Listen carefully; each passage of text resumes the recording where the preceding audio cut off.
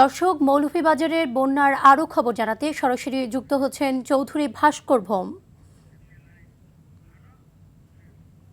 ভাস্কর, কমলগঞ্জ উপজেলা ইসলামপুর ইউনিয়নের মখাবিল এলাকায় বাঁধ ভেঙে লোকালয়ে পানি প্রবেশ করেছে। এখন সেখানকার অবস্থা কি জানাবেন?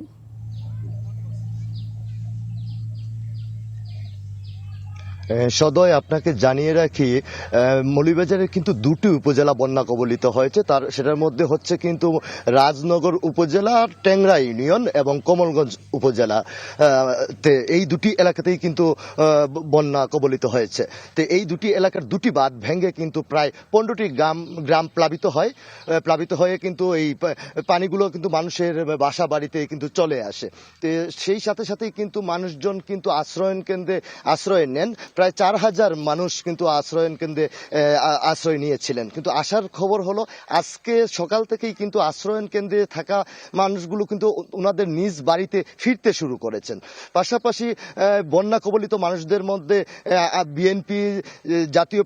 বিএনপি এবং জামাত সহ ব্যক্তি উদ্যোগেও কিন্তু ত্রাণ তৎপরতা অব্যাহত রয়েছে এবং জেলা প্রশাসনের পক্ষ থেকেও কিন্তু বন্যা কবলিতদের মাঝে ত্রাণ বিতরণ করা হচ্ছে। তবে আপনাকে জানিয়ে রাখি, মৌলভীবাজার জেলার কিন্তু সব নদ নদীর পানি কিন্তু কমতে শুরু করেছে।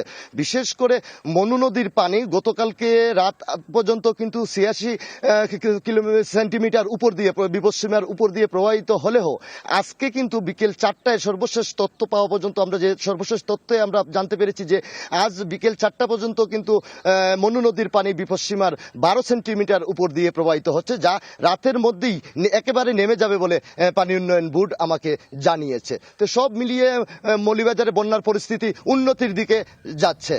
এই ছিল আমার কাছে মৌলভীবাজার জেলার বন্যা সর্বশেষ তথ্য। ধন্যবাদ।